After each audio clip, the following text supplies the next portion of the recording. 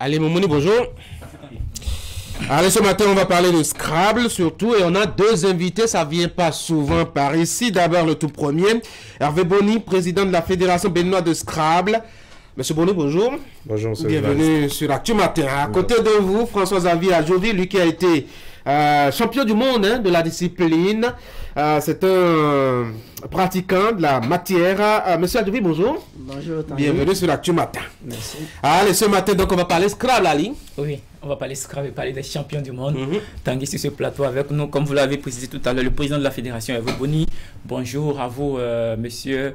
Et aussi le champion du monde, François-Xavier Adjovi.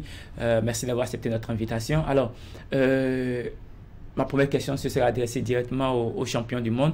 Et ce serait de savoir, alors comment on se sent quand on est champion du monde? Alors, une question qui revient toujours, c'est tapis. Et toujours heureux, toujours en joie. Parfois, je me réveille et je me demande si c'est pas un rêve. C'est une joie qui m'anime depuis un mois et plus. Je suis très fier de réaliser cet exploit à Bulle de l'autre côté en Suisse. On connaît votre parcours, on sait que vous avez été sur la marche à plusieurs reprises, mais est-ce que vous vous attendez vous-même déjà à cette performance-là lorsque vous étiez en compétition? Oui, bien sûr, ça fait un bon moment que ce moment devait arriver si ce n'est que ma volonté. Surtout en 2015, où j'étais quasiment sûr que j'ai décroché le titre après mon compatriote Julien Afaton en 2014. Mais malheureusement pour moi, il se trouve qu'il y a un autre génie qui est venu sur la scène, et Neger Richard, et qui a vraiment créé une surprise dans le monde de Scrabble francophone parce qu'il est anglophone. Et du coup, j'ai pris mon mal en patience. Et je sais ce que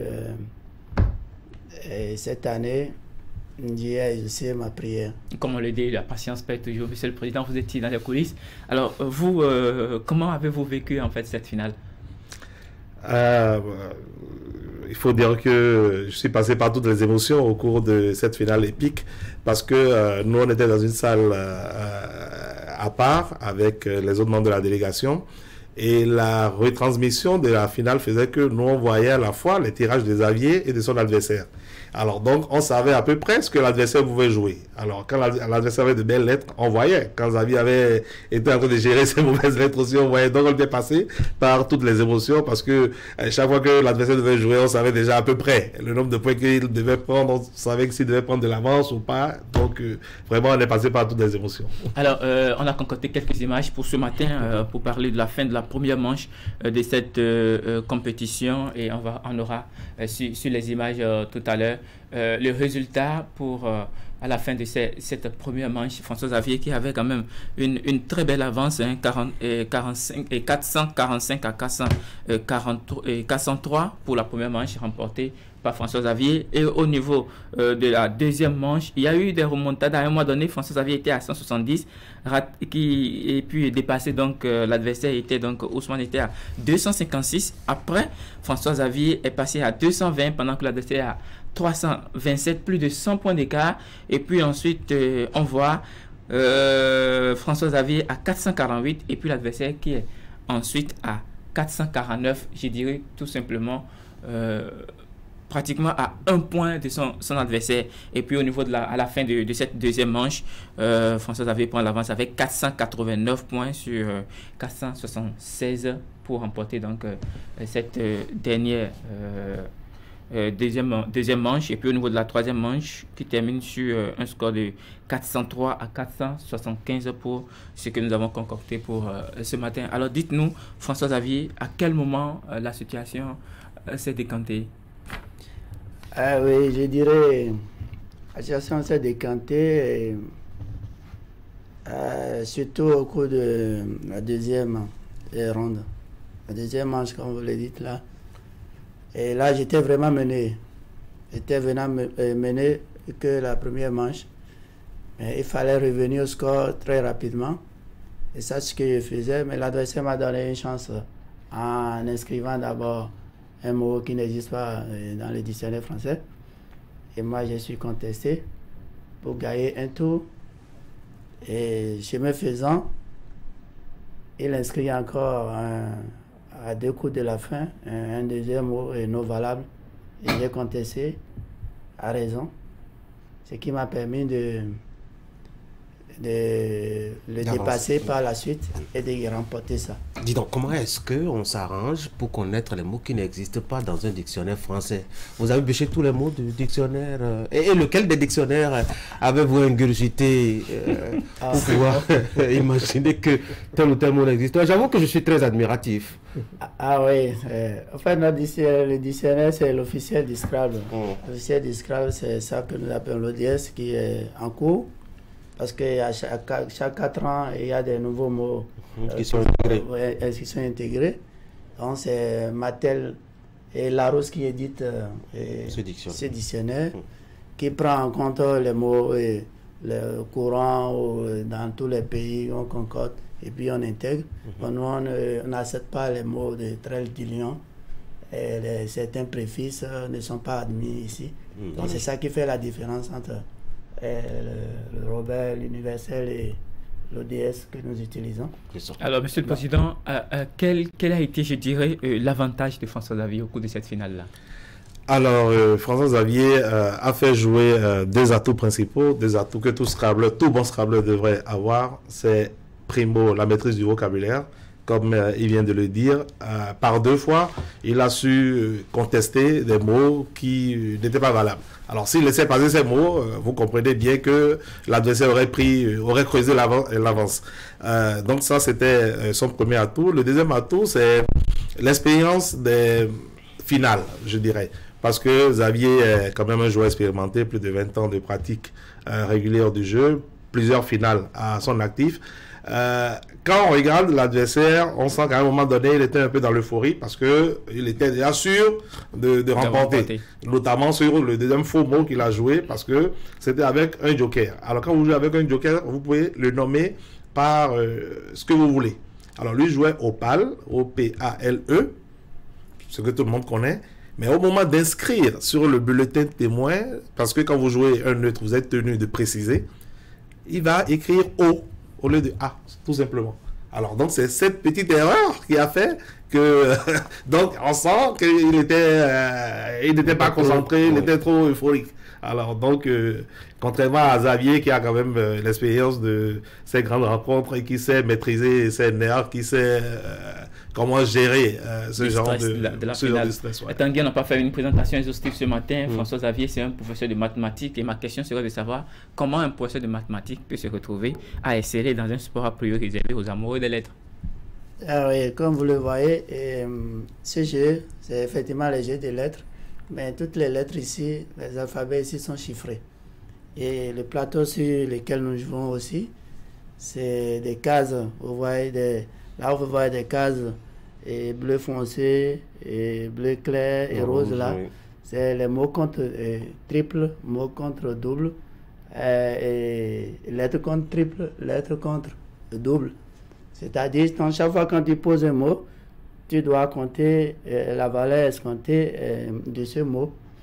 Donc, ça fait que chaque fois que vous évoluez, les stratégies à adopter, les points que vous aurez, c'est en fonction de tous ces points-là que vous devez choisir et faire des choix à des moments donnés. Des combinaisons pour pallier l'adversaire. Donc, sans l'esprit scientifique, tu ne peux pas être champion dans ce domaine. Alors, vous nous présentez vos trophées. Je vois 2 trophées là. Lequel représente le trophée du champion du monde? Ouais, le champion du monde, c'est ces trophées-là que vous voyez en réalité. Oui. Vous voyez que ces trophées, et nous avons joué à Bulle. Oui, Bulle, l'espace Gruyère. Quand on le dit, c'est une ville où il y a beaucoup d'usines. Donc, ils ont voulu représenter leur ville. Et pour l'usine, ils ont préféré le bois bien travaillé. Et comme c'est l'espace Gruyère, ils sont représentés par la grue. Oui. La grue là-bas, c'est pas l'autre appareil, mais plutôt ici l'oiseau. c'est ça qui est dedans en fait. Qui est incrusté. Voilà. Et c'est fait exprès de matérialiser le trophée dans du bois? C'est fait exprès, le bois? Oui, voilà, parce qu'il y a beaucoup d'usines chez eux, en fait. Ok, d'accord. Parce qu'à chaque fois quand ils nous amènent dans une ville, ils aiment faire ressortir. Et le second trophée, c'est quoi cet achalandage qu'on a de lettres? Oui, après le championnat du monde, j'étais sur la suite, je suis reparti. Parce que c'est déjà programmé que je devais jouer à Gréoux-les-Bains en France. Un tournoi régional en province là-bas. Et ça, je suis parti là-bas et quand j'ai gagné les prépères, c'est le trophée qu'ils nous ont remis là-bas. Et là, ce trophée-là, c'est rien que les lettres, l'ingéniosité qu'on est en train de saluer ici. C'est les lettres de Scrabble qu'ils ont montées comme ça. Donc le Scrabble, ça fait 8 lettres pour écrire Scrabble. Et ces lettres-là, ils ont monté. Ils ont achalandé tout cela. C'est bien beau. Oui, c'est bien, c'est bien joli. Alors, quels seront les prochains défis de François Xavier? Oui, le prochain défi, ce qui me tient plus à cœur en Brésil, c'est le championnat d'Afrique à Abidjan en 2024. D'accord. Alors, Monsieur le Président, le mondial, voilà, c'est remporté. Et après, la fédération, qu'est-ce qui est prévu? Alors, le titre mondial remporté n'est qu'une étape de nos objectifs.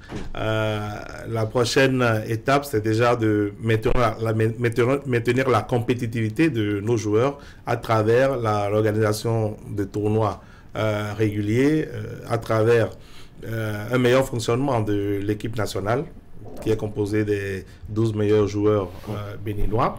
Et ensuite, il faut également préparer la relève parce que il faut pouvoir créer le vivier de futurs champions et c'est ce à quoi nous allons nous employer dans les semaines et mois à venir. Et là, vous parlez donc des initiatives que vous allez prendre dans les établissements, c'est ça? Effectivement, je parle là du Scrabble scolaire universitaire. Il y a quelques semaines, il y a eu un championnat universitaire qui a mis aux prises les étudiants des divers campus du Bénin. Oui. Mais déjà, il y a un travail qui se fait par nos clubs à l'intérieur du pays, à l'endroit des lycées et collèges. Nous ambitionnons pour la saison qui va commencer demain, puisque chez nous, la saison commence le 1er septembre et finit le 31 août. Donc, une nouvelle saison commence demain. Donc, pour la saison qui va commencer, nous ambitionnons d'organiser la première édition du championnat scolaire qui va mettre aux prises donc les pratiquants de la discipline qui sont au niveau de nos écoles, de nos collèges et de nos lycées. Merci beaucoup, Monsieur le Président François Xavier, puisque c'est de vous qu'il s'agit, c'est vous le champion ici, votre mot de fin pour clôturer cet entretien. Là, je remercie la fédération pour vraiment son engagement, son dévouement tout au long de cette saison. Nous amener là et notre ministre Oswald Romeki qui n'a pas lésiné sur les moyens pour nous défendre, nous mettre un peu à l'aise pour qu'on puisse réaliser cet espace et à lui qu'on dédie ce titre.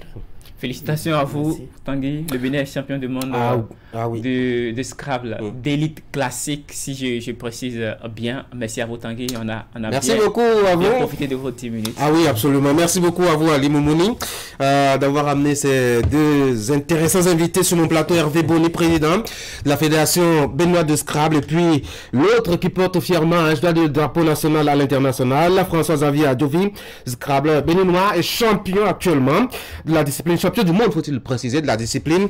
Profitez pour dire un grand coucou à un grand monsieur passé par ici qui aime bien cette discipline, à Moussou. Merci surtout de travailler à alimenter la survie de cette discipline-là. Allez, bonne journée les gars.